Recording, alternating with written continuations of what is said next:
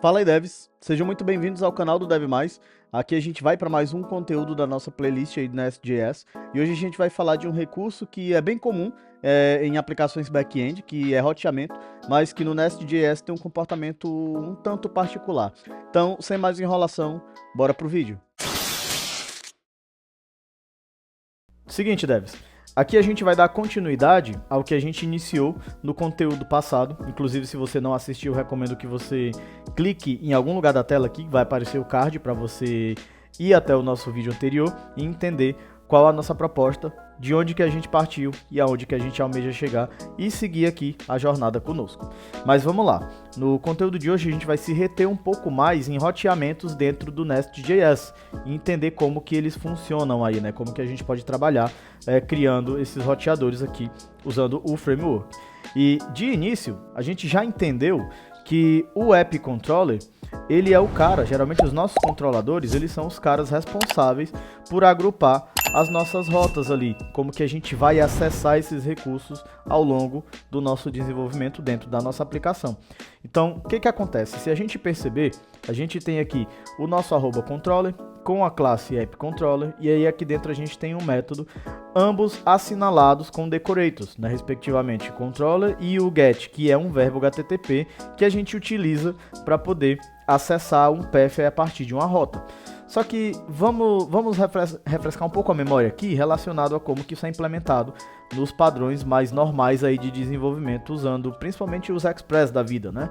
Primeiro a gente tem ali um arquivo app.js, que chama ali um arquivo router.js e consequentemente chamaria o nosso controller ou o nosso service, que no caso a gente vai omitir aqui por enquanto.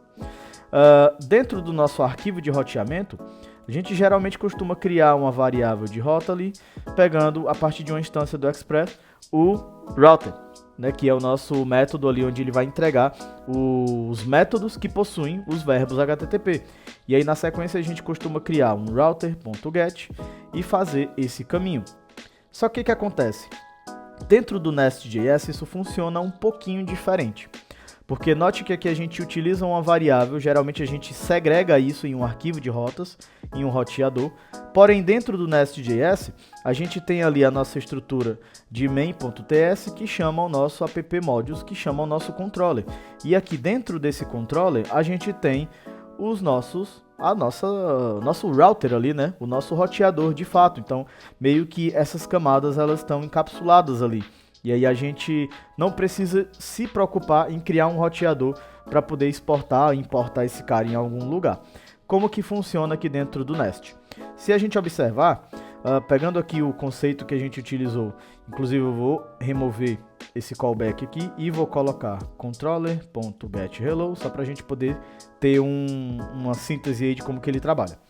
A gente tem um router e um método get que executa ações a partir da rota barra, acessando o nosso controller getHello dentro do seu callback.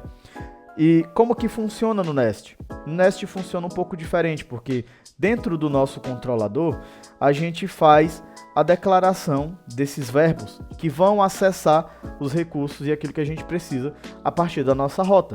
Então, se eu vier aqui no nosso REST Client e executar esse send request, ele vai identificar o nosso getHello que está aqui dentro do service, que está sendo injetado dentro do nosso controlador. Beleza. Então, se eu vier aqui e alterar o verbo para post, por exemplo, ele já não funciona. Ele não funciona porque ele não encontrou um post cujo o seu path seja o barra ali, né?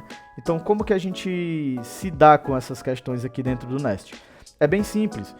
Basicamente, o Nest ele cria dentro do seu próprio controlador recursos de roteamento.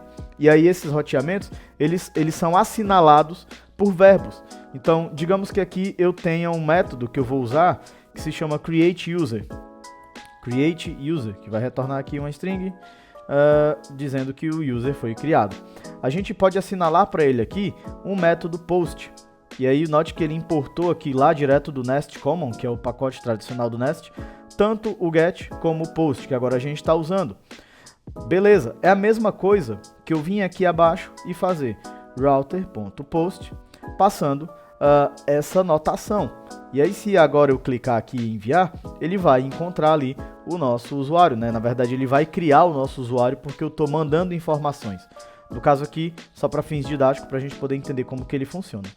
Só que vamos um pouco além. Se eu preciso trabalhar com a designação de paths dentro do nosso roteamento, como que isso funciona?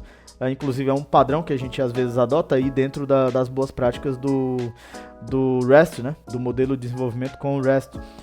Digamos que eu precise apontar que aquele determinado módulo, aquele determinado recurso, ele é referente a algo específico. Então, vamos lá. Por exemplo, aqui a gente tem o nosso app, né? Digamos que esse seria o nosso módulo principal, que seria o nosso app. E aí eu quero assinalar aqui, dentro do meu controller, que agora eu estou passando app. Eu estou nomeando esse recurso como app. Se a gente vir aqui nos nossos logs, note que o app controller, agora, ele é nomeado como app. Então, a gente tem um path chamado /app. E aí a gente vê aqui, ó, que ele montou tanto para o nosso get quanto para o nosso post.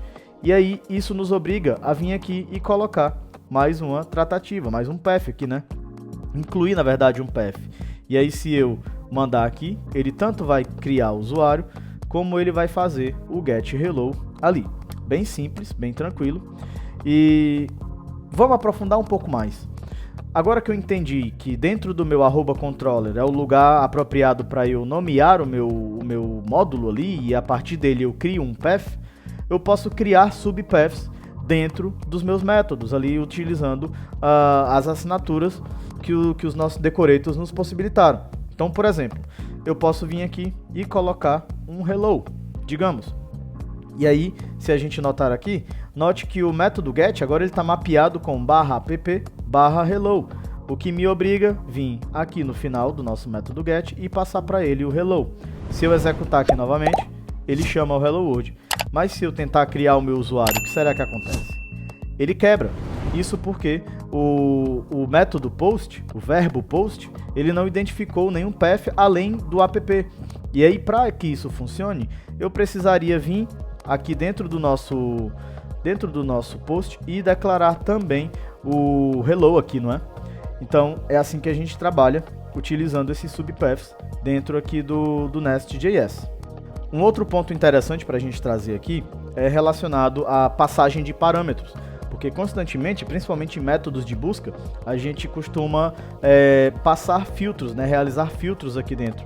Então, digamos que nesse caso aqui, eu vou falar somente do params, que são os head params que a gente passa ali para dentro das nossas rotas. A gente utiliza a seguinte notação. Eu vou apagar esse post aqui por enquanto, para não ficar meio bagunçado aqui para nós. Utilizando essa notação que a gente tem aqui, então digamos que eu tenho /app/hello e aí eu preciso passar um ID. A gente utiliza essa notação, passando aqui 2 pontos, ID. Vou apagar aqui também esse router post aqui. E aí como que funciona aqui dentro do Nest, né? Primeiramente, se a gente entende que aqui é um path e aqui é um subpath, e aí a gente tem essa estrutura aqui dentro da nossa URL, para eu poder passar para ele aqui um ID, da mesma forma como a gente declarou aqui embaixo, basta eu declarar /ID. Só que isso não é suficiente. Isso não é suficiente. Vai executar a rota, ele vai retornar o resultado que a gente precisa, porém ele não retorna nada. Dentro aqui do nosso método, eu preciso passar isso como parâmetro. Então, existe um decorator que a gente utiliza chamado @params. E aí, esse @param, ele vem também do Nest Common. Ele é um método, vou apagar isso aqui para a gente poder ver de forma mais clara. E aí eu tenho que passar para ele aqui o que eu estou buscando. No caso ali, eu estou passando o nosso ID e estou assinalando o recurso que eu quero pegar ali, que é o ID. O meu ID aqui no caso é uma string, poderia ser um número também. Então a gente poderia colocar aqui que é uma string ou um number, tanto faz. E aí aqui, o que eu tenho que fazer? Eu vou comentar esse cara aqui por enquanto, pra gente poder ver de forma mais clara o que se desenrola aqui. E vou fazer um return de uma string hello world mais o ID ali. Beleza, a gente salva. E se eu vier aqui agora, ao invés de eu passar simplesmente /app/hello, eu vou adicionar aqui 123, né, que seria o ID aí que a gente está buscando. E se eu executar aqui no get, é bom que a gente lembre, ele vai buscar o hello world 123. Se eu passar para ele aqui 4, 5, 6, 7, 8, 9, para perder de vista aqui e executar, ele vai fazer a busca da mesma maneira. Então, no resumão geral, a gente tem essas tratativas, né? A gente tem esses meios de trabalhar usando o roteamento, né? Como que a gente trabalha com roteamento dentro do Nest.js. Tudo é a partir do nosso controller. A gente tem verbos que são decorators, né? Que são entregues aí a partir do próprio Nest Common, que é o pacote padrão do Nest, já bem instalado. E aí a gente consegue criar métodos, já assinalando esses métodos de acordo com a intenção que a gente quer dentro do nosso roteamento. Espero que vocês tenham gostado, pessoal. Espero que esse conteúdo tenha sido claro para vocês. Deixem os feedbacks aí, é importante para mim, para eu saber aonde que eu tô, como que eu tô indo e o que vocês precisam aí para a gente poder trazer um conteúdo cada vez mais qualidade para que vocês possam entender. Bora para a sequência. Espero ver vocês lá comigo. Tamo junto. Valeu!